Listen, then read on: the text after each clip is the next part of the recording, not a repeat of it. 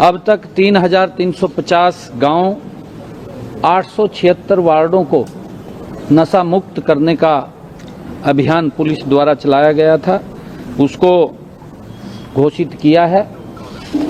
Cyber अपराध पर अंकुश लगाने के लिए हरियाणा पुलिस गृह मंत्रालय की तरफ से उनको प्रथम पुरस्कार भी मिला है। हरियाणा पुलिस को अपराध की रोकथाम के लिए मैंने फ्री हैंड दिया है। यह लक्ष्य भी दिया है कि नशा मुक्त अभियान को आगे बढ़ाते हुए वर्ष 2025 तक 70% गांव एवं वार्डों को नशा मुक्त किया जाए और जो इस कारोबार में शामिल हैं उनके खिलाफ सख्त कार्रवाई वो की जाए। मैंने ये भी कहा है कि विदेश में रहकर आपराधिक गतिविधियों में शामिल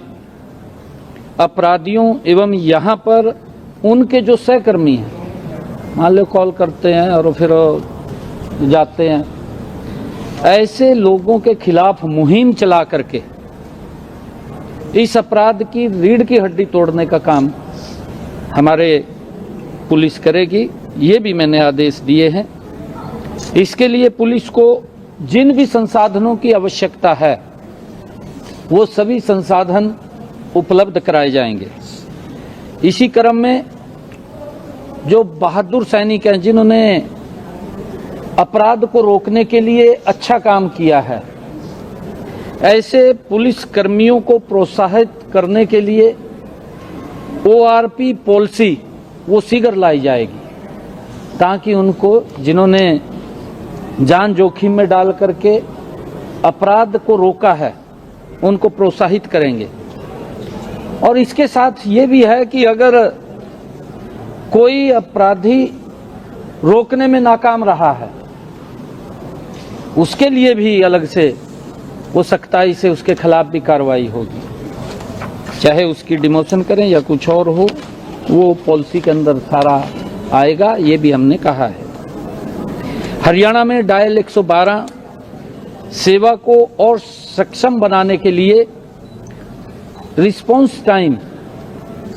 कम करने के लिए उचित कदम उठाए जाएंगे, ताकि अभी लगभग 6.5 मिनट के अंदर पहुंचती है और गति से इसके अंदर चाहे हम अलग से उसमें और नई गाड़ियां शामिल करें, इस समय को भी और कम किया जाएगा, ताकि अपराधी अपराध करके बचे ना,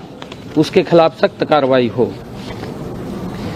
मैंने ये भी कहा है कि अवैध इमिग्रेशन को काबू करने के लिए सरकार ने यह निर्णय लिया है कि इसकी रोकथाम हेतु एक नया कानून लाया जाएगा, जिसको आने वाले इस बजट सत्र के अंदर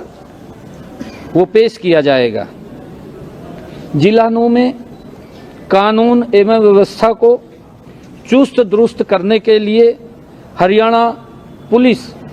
की एक बटालियन वहां स्थापित की जाएगी। इसके लिए जमीन आवंटन हेतु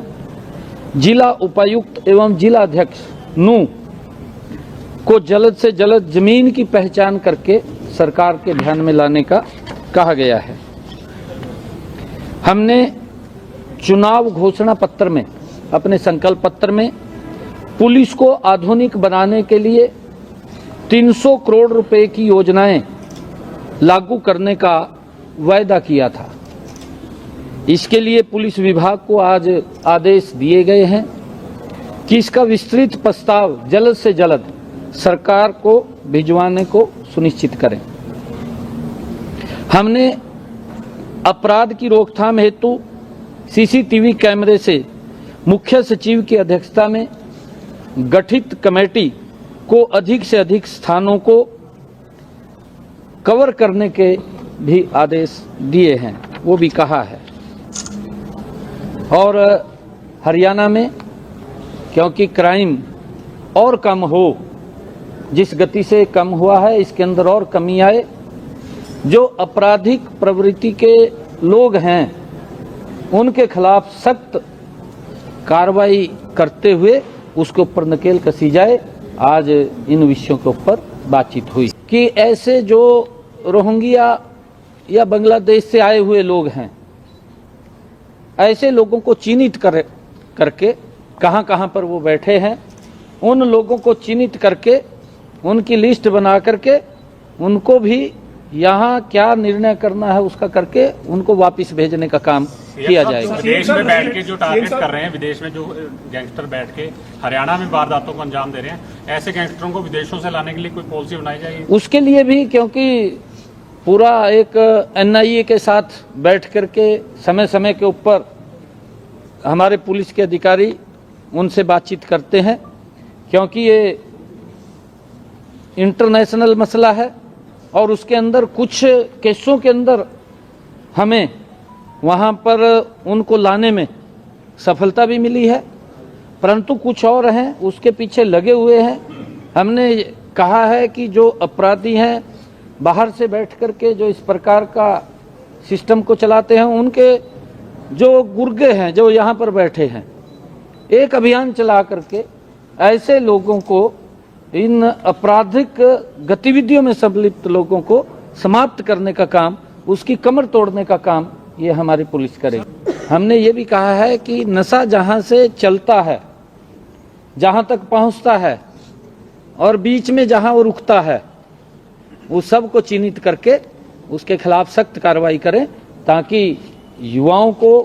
इस बढ़ती हुई प्रवृत्ति से रोका जा सके, उनको बचाया जा सके। और मेरा आग्रह आप लोगों से ये है सभी, क्योंकि मीडिया आज इस बहुत ही महत्वपूर्ण मुद्दे के ऊपर आज चर्चा हुई थी, आपराधिक गतिविधियों को लेकर के, मीडिया कर्मियों से ये आग्रह है कि जो इस प्रकार के लोग हैं उनकी कभी भी फोटो मत दिखाइए। उससे आपको भी बचना चाहिए, ऐसे लोगों की फोटो मत दिखाइए, क्योंकि आजकल सोशल मीडिया के ऊपर हमारे नए नए युवा हैं वो प्रभावित होते हैं, वो भी क्योंकि रास्ता दिखता है उनको। सर, हमने उन युवाओं को बचाना है।